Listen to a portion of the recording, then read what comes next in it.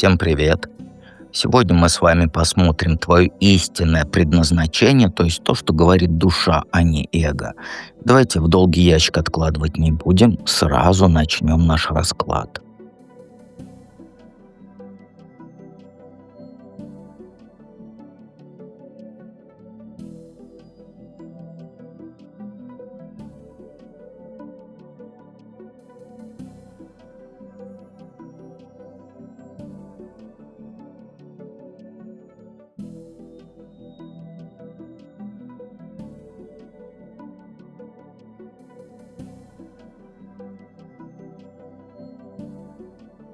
Единичка. Что шепчет твоя душа о твоем предназначении? Ну знаешь, она кричит тебе совсем не то, что ты думаешь. Она говорит, ты должна быть тем человеком, которому приходят за советом в самые трудные моменты жизни. Не психологом по диплому, а вот живым человеком с огромным сердцем и мудростью, которая у тебя изнутри идет. И твое предназначение — создавать новую реальность для других людей. Когда вот, смотри, кто-то вот приходит к тебе сломленный, разочарованный, веру в себя потерял, ты должна прям его буквально перерождать. Не советами из книжек, а своей энергией, своим там пониманием, способностью видеть в человеке то, что он сам в себе не видит. И душа говорит, что ты рождена быть королевой своего маленького мира, где правят доброта, справедливость. У тебя, знаешь, у тебя есть дар чувствовать боль других людей, как свою собственную. И это не проклятие, это благословение. Через вот эту боль ты научишься исцелять не только их, но и себя. А миссия твоя, она проста. Людям показывать, что они достойны любви, что они достойны счастья. Когда мужик приходит к тебе, например, с разбитым сердцем, да, ты должна вернуть ему веру в женщин. Когда подруга рыдает там из-за работы или из-за мужика, да, ты должна помочь ей найти то дело, которое радость ей будет приносить. Или вот дать совет, что делать с этим мужиком. Понимаешь? Ты вот мост между отчаянием и надеждой. Как эго искажает твой истинный путь? Ну, тут понятно, да? Самое интересное. Эго, оно у тебя постоянно ноет.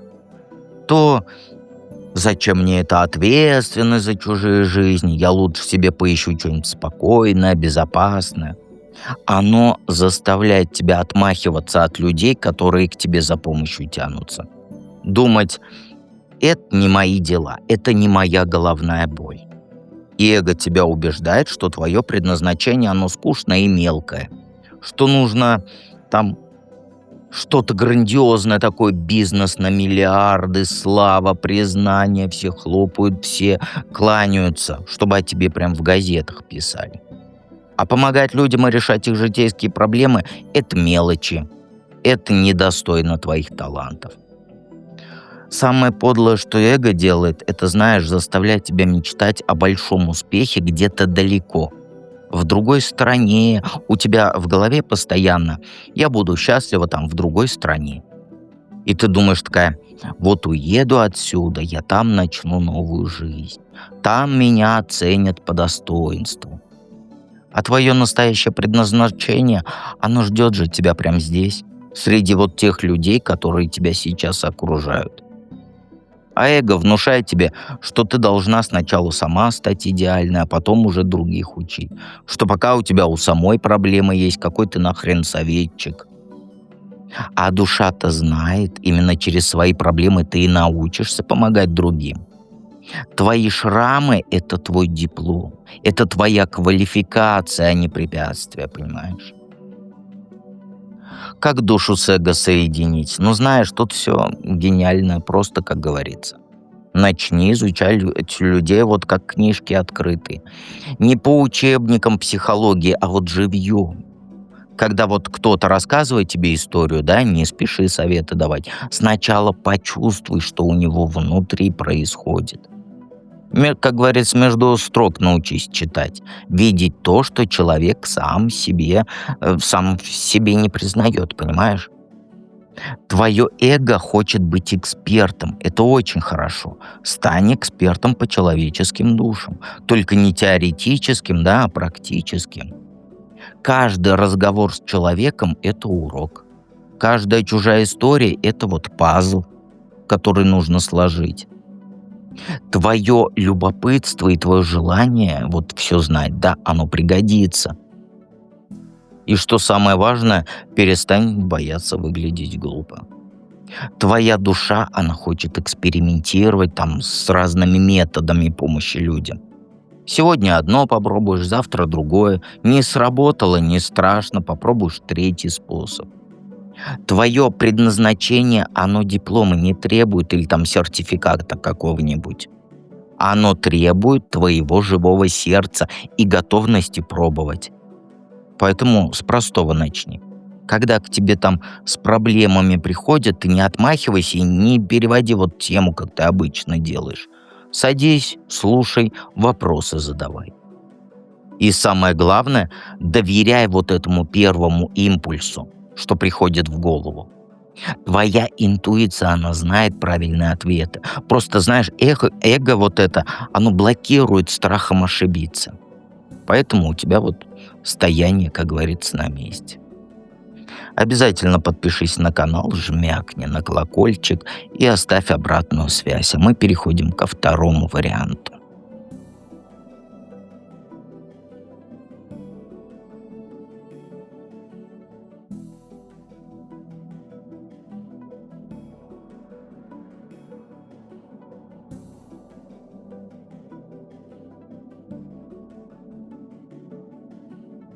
Двоечки, у вас вообще все интересно.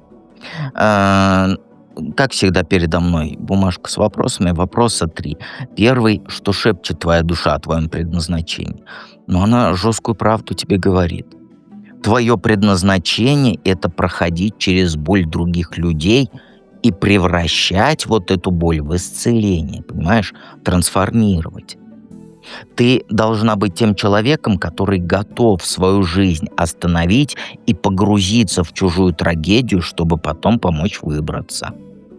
Ну а конкретно душа кричит, что ты рождена для работы с женщинами, которые пережили предательство.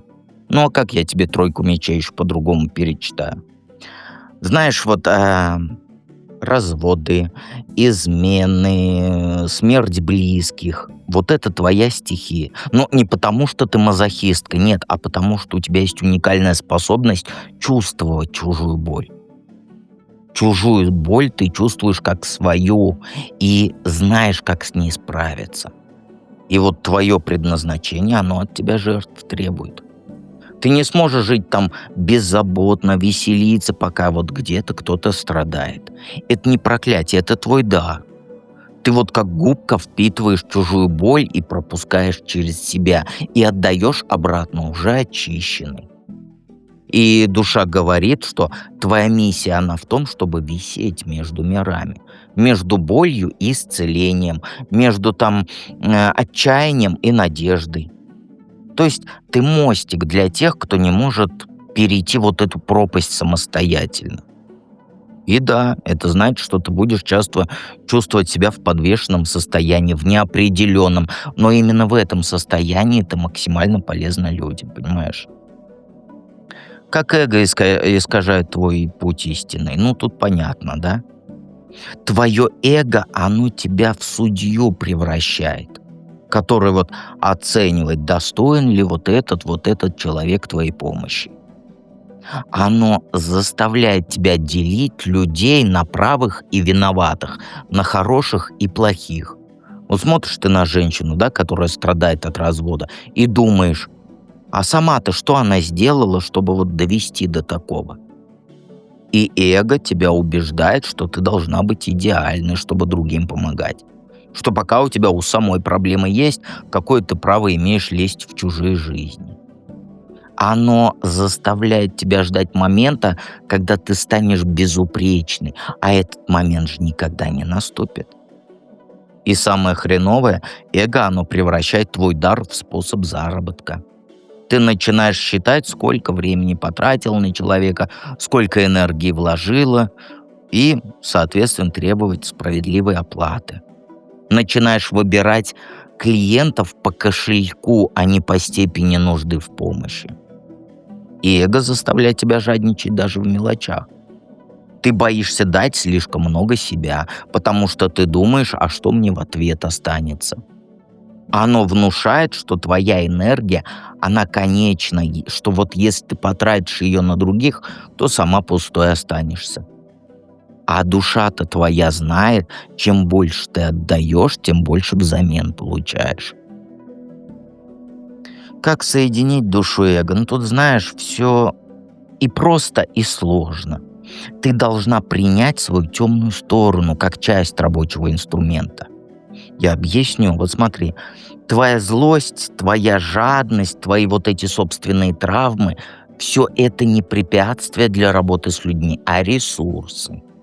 Когда к тебе женщина там с сердцем с разбитым приходит, ты можешь понять ее, потому что сама через это прошла. Перестань бороться со своим эго, используй его. Твое желание быть лучше, вот прям вот всех вокруг превращай в желание быть лучшим специалистом по душевным ранам. Твою критичность направляй не на людей, а на методы работы. Понимаешь? Ну там, какие техники действительно помогают, а какие полная ерунда. Создай себе границы, но не вот эти жесткие стены. Ты можешь людям помогать и при этом не растворяться в их проблемах. Научись говорить, там, сегодня я могу дать тебе час, завтра там еще два. Но после этого скажи то, что перерыв нужен, чтобы восстановиться. И самое главное, прими, что твое предназначение, оно включает в себя, конечно, и материальную сторону. Ты имеешь право зарабатывать на своем даре. Более того, ты должна это делать. Потому что если ты будешь, как говорится, голодная и нищая, то никому ты не поможешь. Если твое эго хочет денег, то это хорошо. Заставь его искать способы вот монетизировать твой талант целителя. И всегда помни, твое предназначение не в том, чтобы спасти весь мир. Оно в том, чтобы качественно помочь тем людям, которые к тебе приходят. Один человек исцеленный потом поможет 10, а те сотням. Вот так и работает твое предназначение настоящее. Обязательно подписывайся на канал, жмякай на колокольчик и оставь комментарий к этому видео, а мы переходим к третьему варианту.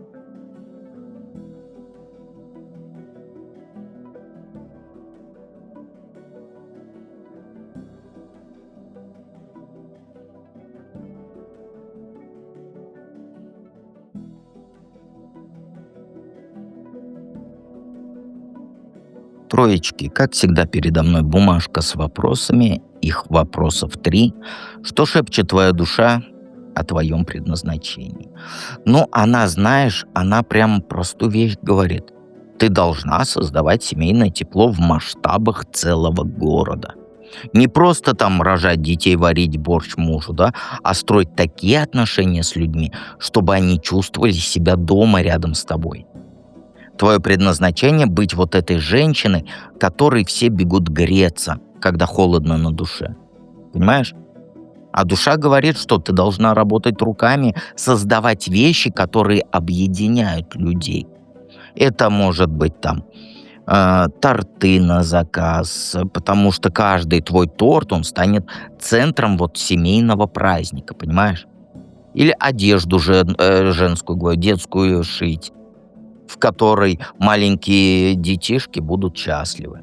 Суть не в том, что именно делать, а в том, что твои руки должны создавать счастье для других семей.